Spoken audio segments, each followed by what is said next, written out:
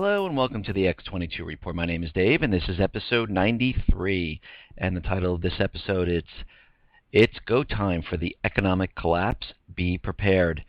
And there is a lot going on. I know I missed a couple of days. I was out traveling and at the end, I was just on the road so much I just didn't have time to do this. But now I'm back and we'll be getting the reports every single day. And I'll be doing this every day and Saturday also. So let's see what is going on. I see the market is up today, and I know it was down on Thursday the last time I said it, and it went up a little bit on Friday, down on Monday, back up today, and the Fed is doing everything possible to keep everyone's eyes on the stock market. And they don't want anyone going into gold, and that's why now gold is under 1,300, and they're trying to keep that there. And this way nobody goes into precious metals because they really want everyone in stocks, so this way they could eventually drop the market and take everyone's wealth from them. And we saw the same thing happen in the Great Depression. The market was at its all-time highs. When it was coming close to the crash, it started to fluctuate just like this. And the economy was completely disconnected from what the stock market was doing back then. There was high unemployment already. Businesses were closing. But again, you saw bread lines. And this was before the Depression. 2008, the same thing. Real estate was plummeting. Companies were laying off because I know a couple people that were with major companies, and they were laying off thousands of people before anyone even knew the economy was coming to an end. But the stock market was at its all-time highs in 2008, and it was fluctuating just like it is today, and everything came to a screeching halt. So let's get right into the economic collapse news. And what do we have here? It looks like Irish banker pulls a bailout figure from their arse in leaked tapes. I guess there was a recording of bankers convincing the government to bail them out, and they just picked out any figure, and basically it went on to say executives at the Anglo-Irish Bank were recorded joking about how they lied to Dublin about the bank's financial future in 2008, convincing lawmakers to invest in the failing banks with figures picked out of my arse with no plans to pay them back. And I hate to say it, we saw this here in America, and we saw the same thing happen. They told us everything would come and collapse unless we bailed them out. And basically, the banks are still getting money from the Fed every single month, and they're giving them cash for their real estate. The banks are instructed not to lend that money out, but put it back into the stock market. And they are basically just pumping that baby up and keeping everyone's eyes on the stock market. Now, let's go back to Cyprus. Cyprus, they've had a bailout, they had a bail-in, and basically it is not working. The only thing that worked was the test of the FDIC Bank of England document that was created in December of 2012 that pretty much laid out the plan of how to do a bail-in and rob the people of their money. And this article went on to say, in his letter to Cyprus, lenders said that the bail-in was implemented without careful preparation and underlined that as a result the economy is driven into a deep recession, leading to a further rise in unemployment and making fiscal consolidation all the more difficult. And basically, bail-ins don't work, bailouts don't work, because I use this example over and over. If you have a household and you are making $50,000 a year and you have bills that are, $3,000-4,000 a month, and your income stops and you have no more tax revenue or no more money, you can sell your assets, but once those are done, you still have those bills. You still have the debt that you still need to pay. So unless you can find an income source that can override the amount of debt that you have, you will never get out of the hole. And that's what this is what's basically happening to the countries. They're in so much debt, so they borrow more money. It's like you taking out a credit card, and now you have $10,000 more dollars. You bring that credit card up to the max, and now you have to make the minimum payment on that, plus your other 8. And with the same income that you have, or no income. And what happens is you never get out of the hole. Now you have to take another credit card to cover what you can't make up from your income. And this is what's happening to countries. They keep borrowing, borrowing, borrowing, and it's just more and more debt, more and more payments. And we see that here in America. I mean, we have $17 trillion worth of debt. The tax revenue that we're taking in does not cover the interest payments on there. That's why they're keeping the interest so low. Can you imagine if they went up to 3-4%?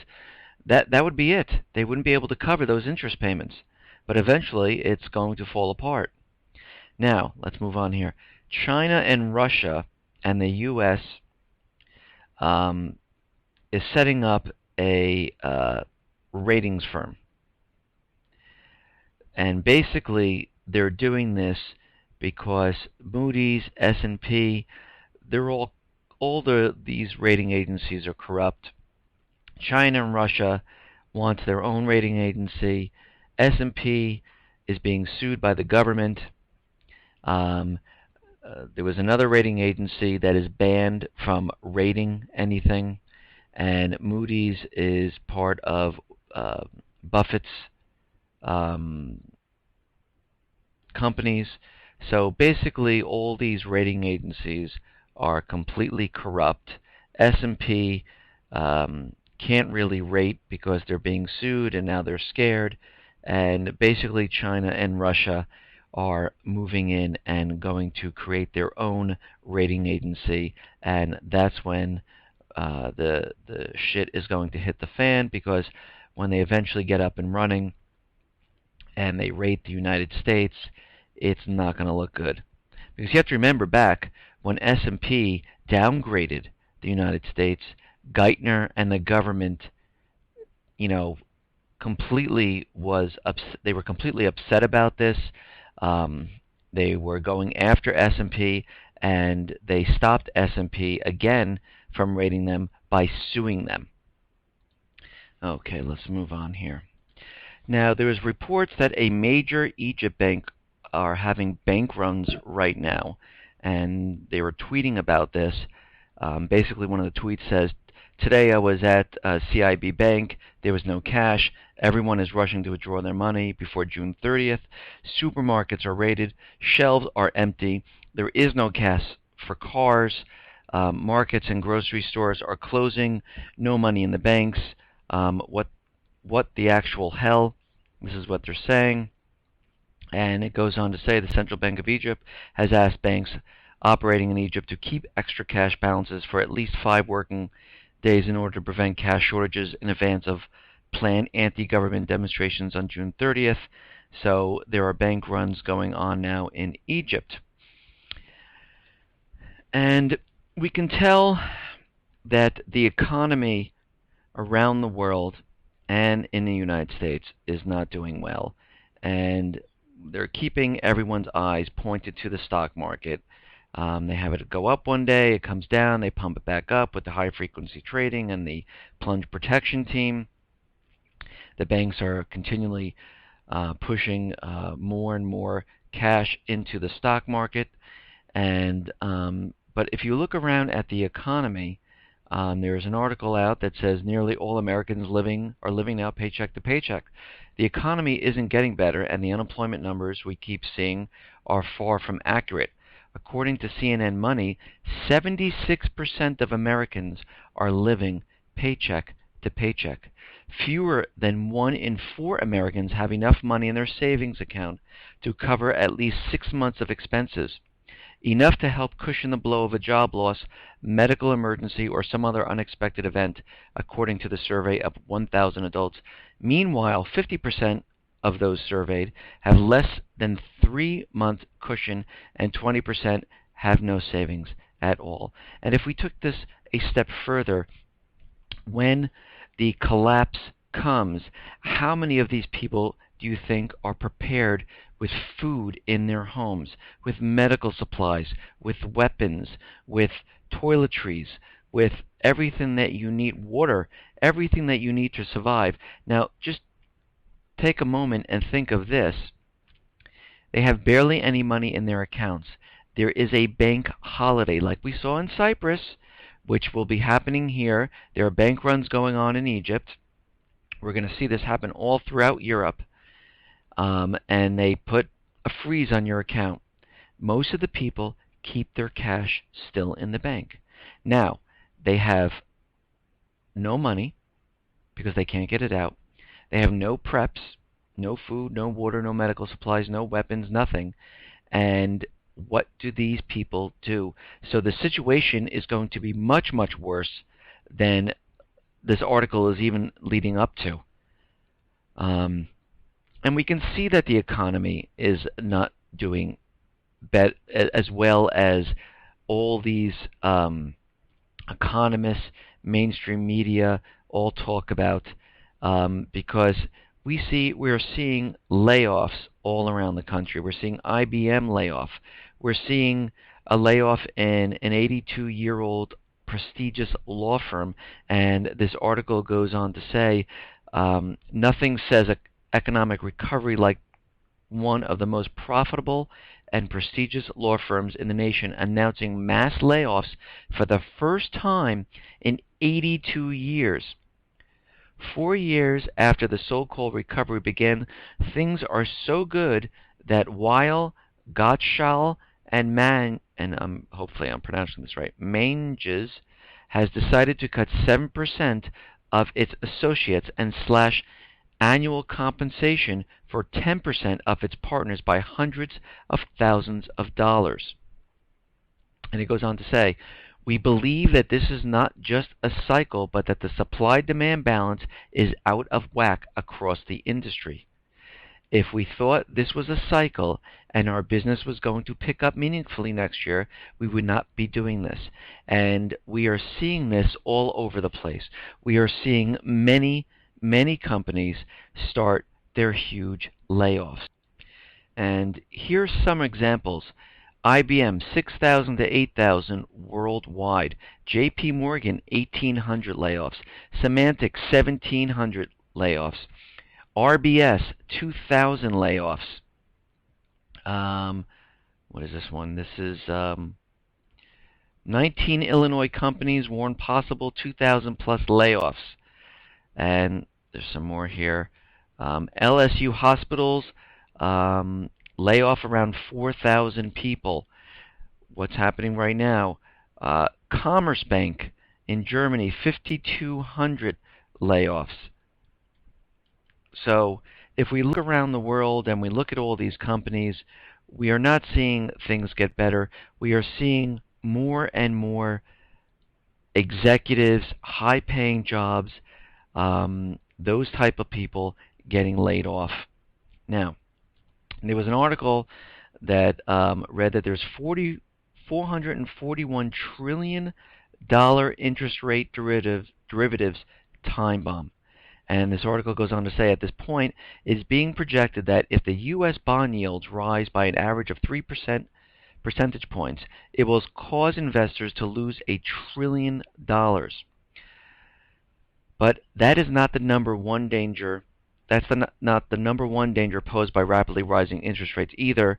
The number one reason why rapidly rising interest rates could cause the entire global financial system to crash is because there are more than $441 trillion worth of interest rate derivatives sitting out there. This number comes directly from the Bank for International Settlements, the central bank of central banks. In other words, more than $441 trillion has been bet on the movement of interest rates. Normally, these bets do not cause a major problem because rates tend to move very slowly and the system stays balanced. But now rates are starting to skyrocket, and the sophisticated financial models used by derivatives traders do not account for this kind of movement. So what does this all mean? It means that the global financial system is potentially heading for a massive amount of trouble if interest rates continue to soar. And we're seeing interest rates go up all over the place. We're seeing in the mortgage area, Zillow is reporting that the 30-year fixed mortgage is starting to skyrocket. The 30-year fixed mortgage rate hovered between 3.82 and 4% last week. Now it is up to 4.38%. So basically, what does this mean when mortgage rates go up? It means more and more people won't be able to afford homes. Those who have variable interest rate mortgages, their payments will go up, and we saw this happen in 2008. Many people took out 5-year ARMs where it was fixed for 5 years, and after 5 years, wherever the interest rate was at that time, interest rates were going up, so the people had to pay more. They couldn't afford it, and they pretty much dumped their houses. Then, as time went on, businesses and many other things started to happen where people started to lose jobs, and the whole thing started to crumble. Here, they're talking about how the mini bubble for real estate 2.0 is back, and basically the Fed is seeing that they are creating all these bubbles in stocks, in treasury bonds, and in the real estate, and they want to try to back off and taper off, but they can't, because today the Fed is the stock market, the Fed is the real estate, the Fed is the treasury bond. They are everything. If they remove themselves, everything comes to a screeching halt and everything just collapses, and we have it right now.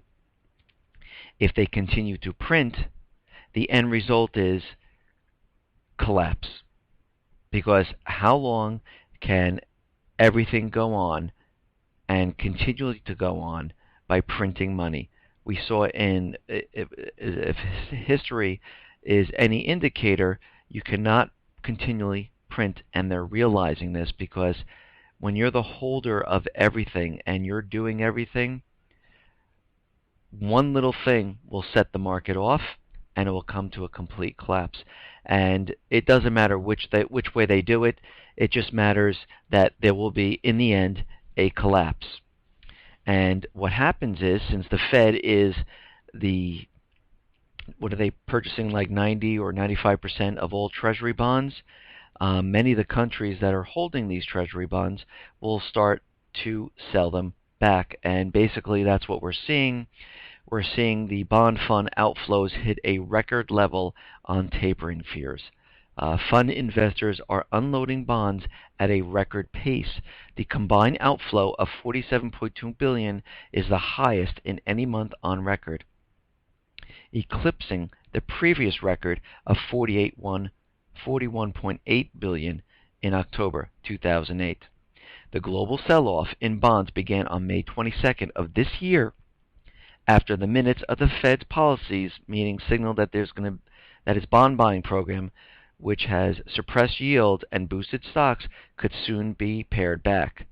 And basically what's going to happen is all these countries holding these treasury bonds are going to want to get rid of them, because they see what's happening, and no one's going to want to hold these bonds anymore.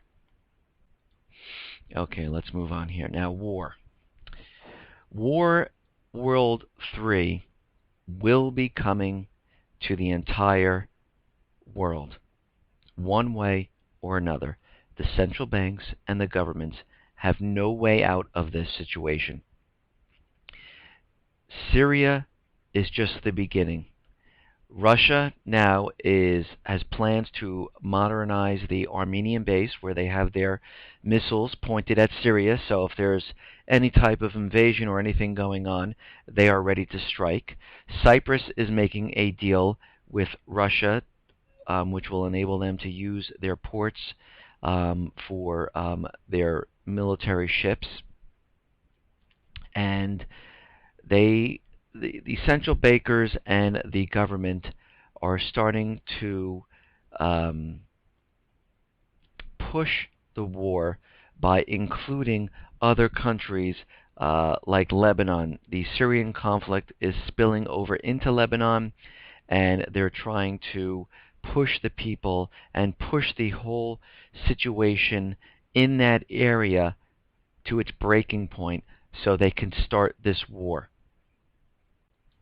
And again, they've tried many different actions by using um, chemical weapons, saying that we need to go in and save the Syrian people from the Syrian government because they're using chemical weapons, and we know for a fact that it was the rebels that used chemical weapons on the Syrian people, because most of the rebels, I would say almost all, are not Syrian. They are hired mercenary fighters, which they were hired from the um, government agencies to create a uprising in these countries so they can overthrow the government, place a central bank there, make their oil and their goods sold using the reserve currency, which is the US dollar, then move into Iran and do the same thing there.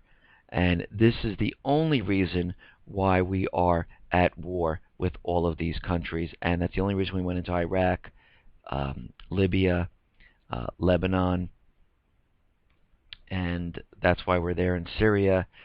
North Korea was making a deal with Iran to sell the oil to North Korea without using the US dollar, and that's why you saw that propaganda about North Korea having these nuclear weapons and they're going to hit us and destroy. But once the deal was done, that kind of disappeared because their main goal, their main prize, is to get Syria, then into Iran.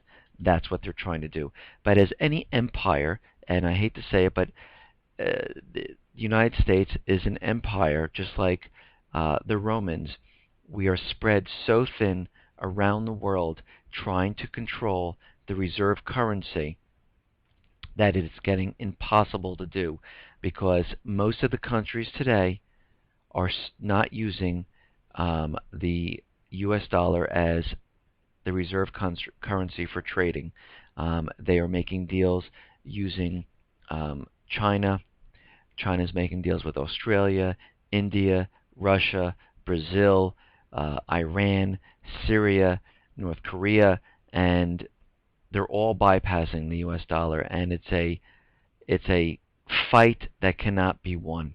And sooner or later, the United States will lose this battle, and once everyone stops using the United States dollar as the reserve currency, nobody will want it, so they will send that money back to the United States, just like China is buying oil from Iraq using the US dollar because they rather have the oil than the US dollar, sending that money back to the United States.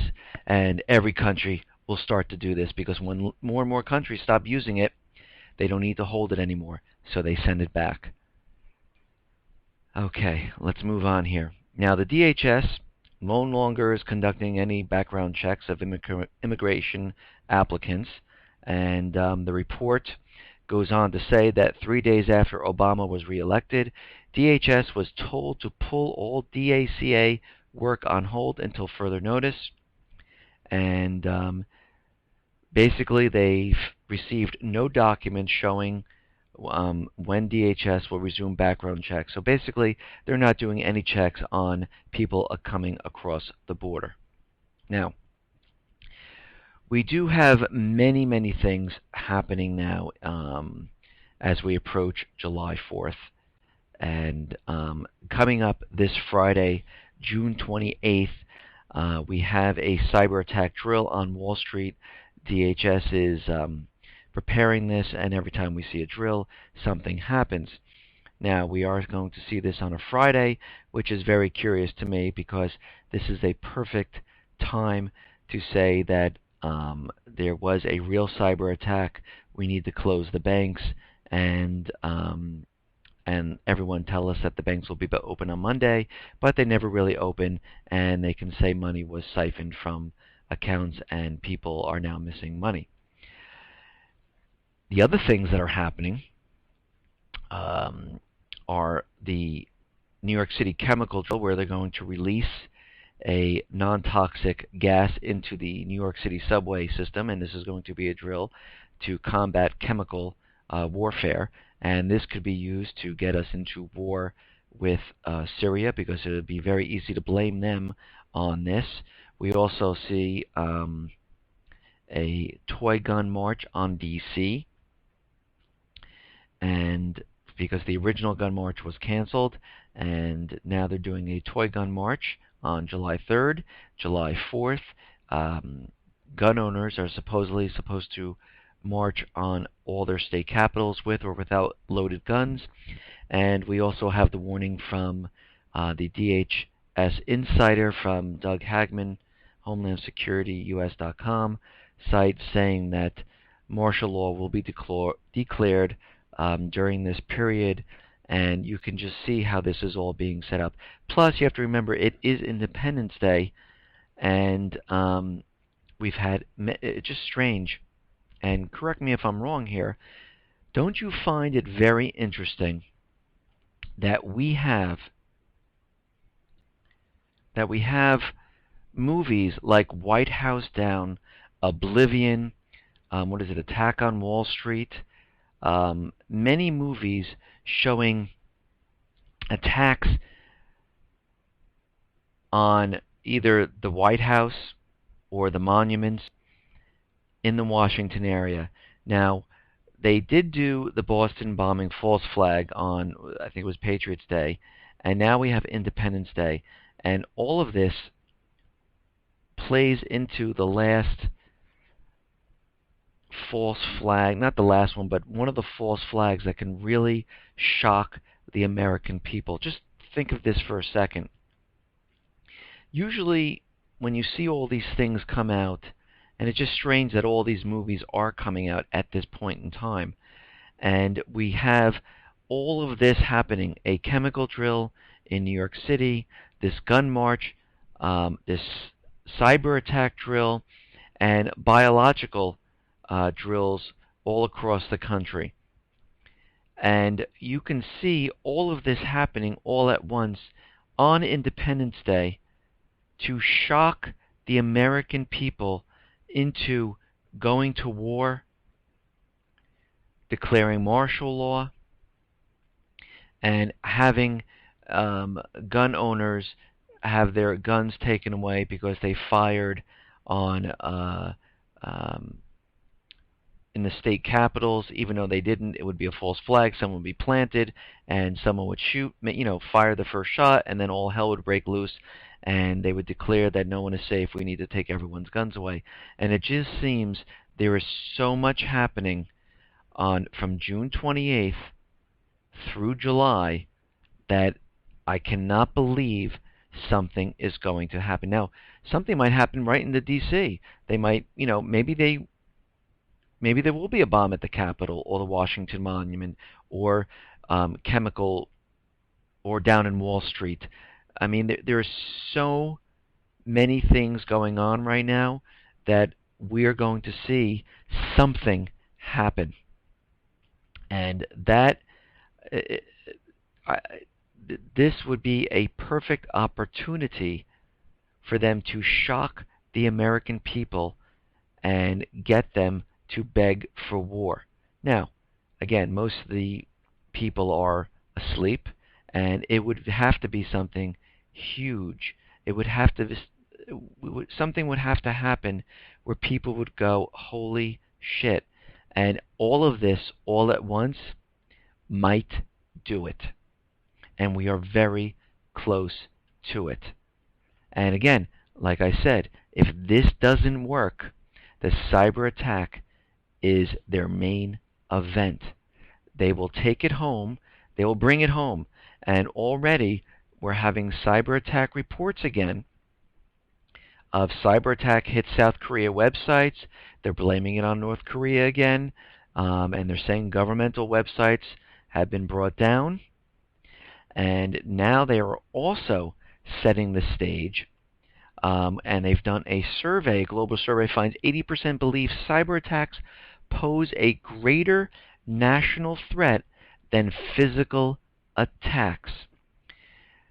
For the last year or year and a half or so, they have been pumping up the propaganda of cyber attacks. Go look at my timeline. If you go to my site, x22report.com, there's a tab up top called Economic Collapse. I'm trying to keep this timeline of everything going on here, and you can see all the propaganda of cyber attacks telling us that the power grid is in danger, the banks are in danger, the entire U.S. infrastructure is in danger, and they continually have been saying this, convincing us that cyber attacks are terrible. They are worse than a nuclear bomb. They are, and they also say if cyber attack hits, it's like that is an act of war. So, and I've said this in my past episodes, but we have to understand when this main event, if they use it, which if they can't get anything else started, this will be the main event. They will cut the power. And I believe the 2003 blackout on the Northeast was a test to see if they can do it. They will black out country either all at once, which I don't think will happen. I think they'll do it in sections so people understand what is happening. Because if you black out everything, it's very difficult for people to understand what is really going on. But if you black out things in sections, people see it. And when the news reporters report it, saying the East Coast was just blacked out by China, and the Midwest and the West still have power, it was a cyber attack, they're blacked out, power will not be restored for 2 to 3 weeks, and in a couple days later, all of a sudden the Midwest goes out and the West Coast sees, and you see how this could be a snowball effect. And what I'm saying to everyone is you need to be prepared. Yes, silver and gold, precious metals, very important. Economically, yes. You need to be prepared with food. You need to be prepared with supplies, medical supplies, weapons to protect your family. I was in the blackout during 2003. I pushed the button to the elevator to go home. All of a sudden, the power went out. I got stuck in Manhattan. Again, the power was only out for a day or two. I think it was 2 days. And people were very friendly. But what happens as time goes on, people get nervous. People get afraid. People don't know how they're going to feed their family, because during the blackout period, restaurants, bars were getting rid of their cold food because they couldn't store it anymore. They didn't have generators, so they were selling or giving away ice cream, selling beers for $2, and everyone was happy. But when all that food disappears and now you're 5 days into it, guess what happens? The friendliness goes away. People start to panic. People realize they don't have food. They don't have lights in their home. They didn't have enough fuel for their generator. And now people start to break into homes. People start to break into supermarkets. People start to do things they normally wouldn't do. And this is why I'm saying we need to be prepared, and this is why it's go time for the economic collapse, because we're going to see this happen in stages. They need to do all of these things because they have certain bills and certain things they need to accomplish before they let the entire system go. They have the gun bill pending in the Senate. It's just amazing how they leave things pending in the Senate knowing something's going to happen. CISPA is pending in the Senate. Now, even though President Obama said he'll veto it, he created the executive orders to support CISPA already. So it makes no sense to me. The UN Arms Treaty is pending. All of these things need to be accomplished or try to get accomplished. If they can't, they'll use the main event, which is the cyber attack, to accomplish all of this. Or if they can't get what's going to happen during this July period, which I think is going to happen. There's a very high probability that we're going to see something happen. Um, that's when they'll use the cyber attack. If they can't get the guns, martial law. They can't get us into war. They can't siphon off and rob the people of their money to tell them that we need to go to war because of all of this, and we will definitely see this. Now, there was another article just talking about being prepared, not prepared. 17 signs that most Americans will be wiped out by the coming economic collapse. And this article goes on to say, number one, according to a survey that was just released, 76% of all Americans are living paycheck to paycheck, which we know. Number two, 20% of all Americans do not have even a single penny saved up. Number three, 46% of all Americans have 800 or less saved up. Number four, less than one out of four Americans has enough money stored away to cover 6 months of expenses. Number five, wages continue to fall even as the cost of living continues to go up. Today, the average income for the bottom 90% of all income earners in America is just $31,244. Number six, 62% of all middle-class Americans say they have had to reduce household spending over the past year. Number seven, small business is becoming an endangered species in America. In fact, only about 7% of all non-farm workers in the United States are self-employed at this point. Number eight, in 1989, the debt-to-income ratio of the average family was about 58%. Today, it is up to 154%. Number nine, a higher percentage of Americans are dependent on the government than ever before. In fact, the U.S. Census Bureau, 49% of all Americans live in a home that gets direct monetary benefits from the government. Number 10, back in 1970, about 1 out of every 50 Americans was on food stamps. Today, about 1 out of every 6.5 Americans is on food stamps. Number 11, it is estimated that less than 10% of the U.S. population owns gold or silver. Number 12, it has been estimated that approximately 3 million preppers in the United States, but that means that almost everyone else is not prepping. Think about that. 350 million people, 3 million preppers. Number 13, 44% of all Americans do not have first aid kits in their homes. Number 14, 48% of all Americans do not have any emergency supplies stored up. Number 15, 53% of all Americans do not have a 3-day supply of non-perishable food and water in their homes. And this is why I'm saying, when you need to start today, you need to get food, you need to get water, you need to get these supplies. 16, one survey asked Americans how long they thought they would survive if the electrical grid went down for an extended period of time. Incredibly, 21% said that they would survive for less than 1 week. An additional 28% said they would survive for less than 2 weeks. And 75% said they would be dead before the 2-month mark. And when the lights go out, whatever they're going to do, the cyber attacks propaganda has been completely set up to go forward. And to get people angry enough, pissed off enough, they need to do something that would seem incredible if you haven't seen the World Trade Centers come down.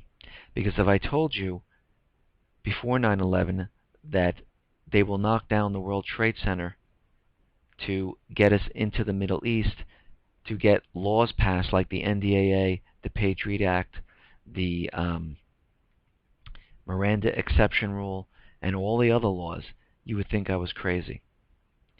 They have been planning this. They are very patient. They do not rush into things. People are like, oh, when is the collapse going to come? It's going to come when they're ready, when they have all the pieces and the control of the people in place. And they need to make people so scared, so pissed off. They need people to die. They need people to get sick. And they will do this any way they can. During this July 4th, something will happen. Will it be a firefight among gun owners and the authorities? Will there be a chemical spilled into the subway system around Wall Street, killing people? Will there be biological attacks across the nation because all these drills are set up? Will they rob the people of their money with a cyber attack before the main cyber attack? And number 17, according to a survey conducted by the Adelphi University Center for Health Innovation, 55% of Americans believe that the government will come to their rescue when a disaster strikes. And you and I know that's not what the government's here for. That is not what DHS has been built up and created for. They're here to control, keep you in your home, keep you locked down, keep you scared, and not give you any help whatsoever. That is what they're here for. So if you haven't prepared, I would suggest you start today. Thank you, everyone. Thank you for listening. There will be a report tomorrow. Everyone, please be safe, be well, and especially be prepared. Thank you.